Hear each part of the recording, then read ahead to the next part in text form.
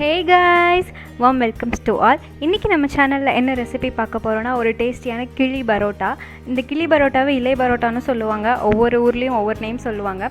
So first அந்த கிளி பரோட்டா செய்கிறதுக்கு என்னென்ன வேணும்னு பார்த்தீங்கன்னா, நாங்கள் 2 இலை எடுத்து வச்சுருக்கோம், 2 பரோட்டா, அடுத்து chicken piece, chicken kurma and chicken gravy வந்துட்டு நாங்கள் ஃபர்ஸ்ட் டே செஞ்சப்பே தனியாக எடுத்து வச்சுட்டோம். ஸோ வாங்க இப்போ டிஷ்குள்ளே ஃபர்ஸ்ட் ஸ்டெப் என்னென்னா, இந்த மாதிரி இலையை நம்ம நல்லா ப்ரீஹீட் பண்ணிக்கலாம். எதுக்காக நம்ம இந்த மாதிரி ப்ரீஹீட் பண்ணுறோன்னா, நம்ம கடைசியாக இந்த பரோட்டா குருமா இதெல்லாம் போட்டுட்டு மடிக்கிறப்ப நமக்கு வந்துட்டு இலை கிளியாமல் வரும். அதுக்காக தான் 2 இலையும் நல்லா ஹீட் பண்ணிக்கலாம். ஓகே, இந்த அளவுக்கு இலையை நல்லா ஹீட் பண்ணிக்கலாம். இந்த அளவுக்கு இருக்கணும். ஓகே, இப்போ நெக்ஸ்ட் ஸ்டெப் என்னென்னு பார்த்தீங்கன்னா, இலையை வந்து இந்த ஆங்கிளில் இப்படி வச்சுக்கலாம். இது வச்சுட்டு ஃபர்ஸ்ட் வந்து நம்ம கிரேவி அப்ளை பண்ணிக்கலாம். நம்மளோட பரோட்டா சைஸ்க்கு ஏற்ற மாதிரி கிரேவி நல்லா ஸ்ப்ரெட் பண்ணிக்கலாம். நெக்ஸ்ட் லைட்டாக குருமா போட்டுக்கலாம்.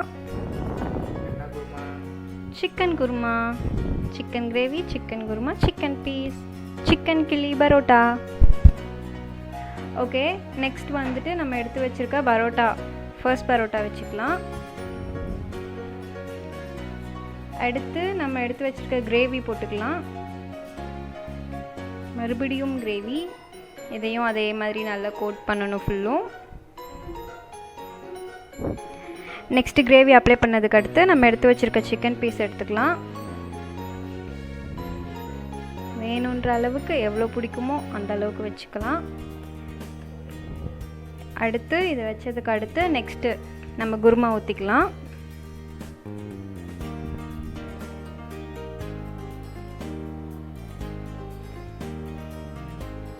அப்படியே ஃபுல்லும் ஊற்றிக்கலாம். இது ஊற்றுனதுக்கு அடுத்து செகண்ட் பரோட்டாவையும் வச்சிடலாம். இதை வச்சுட்டு இது மேலே அகைன் குருமா ஊற்றிக்கலாம்.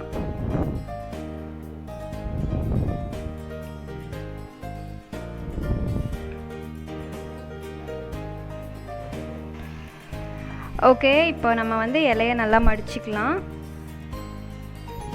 மடிக்கிறப்ப பார்த்து பொறுமையாக பண்ணணும், இல்லாட்டி கிழிஞ்சிரும்.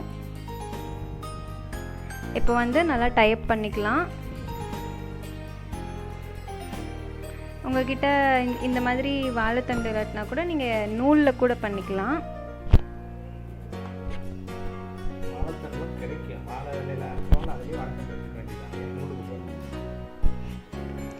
இந்த மாதிரி 2 சைடுமே டைப் பண்ணிடணும் நல்லா. ஓகே, இப்போ நெக்ஸ்ட் ஸ்டெப் பார்த்தீங்கன்னா, இந்த மாதிரி ஸ்டவ் ஆன் பண்ணி தோசை தவா வச்சிடலாம். வச்சதுக்கு அடுத்து நம்ம டைப் பண்ணி வச்சுருக்க இந்த கிளி பரோட்டா, பரோட்டா விலையில் போட்டு வச்சுருக்கோம்ல, அதை எடுத்து வச்சுக்கலாம். இந்த மாதிரி வச்சு ஒரு 10 செகண்ட்ஸ் ஆனதுக்கு அடுத்து தண்ணி போட்டுக்கலாம் லைட்டாக.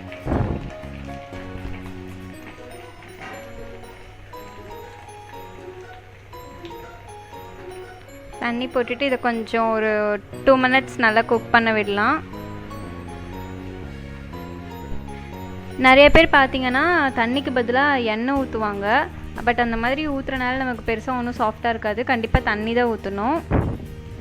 ஓகே, இந்த மாதிரி வாட்டர் ஃபுல்லும் பாயில் ஆனதுக்கு அடுத்து நம்ம இதை திருப்பி போட்டுக்கலாம்.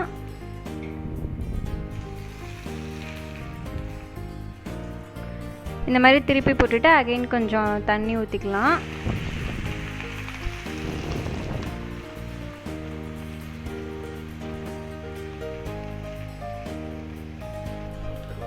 ஓகே, இப்போ மறுபடியும் ஒரு வாட்டி நம்ம திருப்பி போட்டுக்கலாம். இந்த மாதிரி ஒரு 2-3 வாட்டி நம்ம திருப்பி போட்டுக்கலாம்.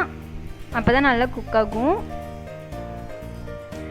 ஆக்சுவலி பார்த்திங்கன்னா, நம்ம போட்டிருக்க இந்த வாழை இலையோட ஃப்ளேவர்லாம் வந்துட்டு நம்ம வச்சுருக்க பரோட்டாவில் நல்லாவே இறங்கும். இந்த மாதிரி நம்ம பாயில் பண்ண.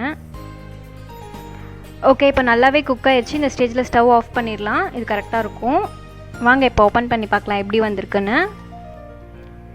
ஓகே, இப்போ நம்ம இதை ஓப்பன் பண்ணிக்கலாம். கட் பண்ணிக்கலாம், இல்லை நீங்கள் கையிலே பிரிக்கிறதுனாலும் பிரிச்சுக்கலாம்.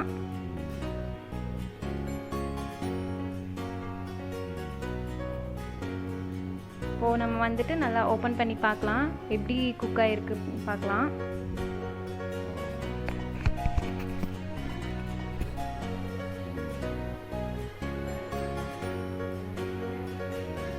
சூப்பராக குக் ஆகிருக்கு. நீங்களே பாருங்கள்.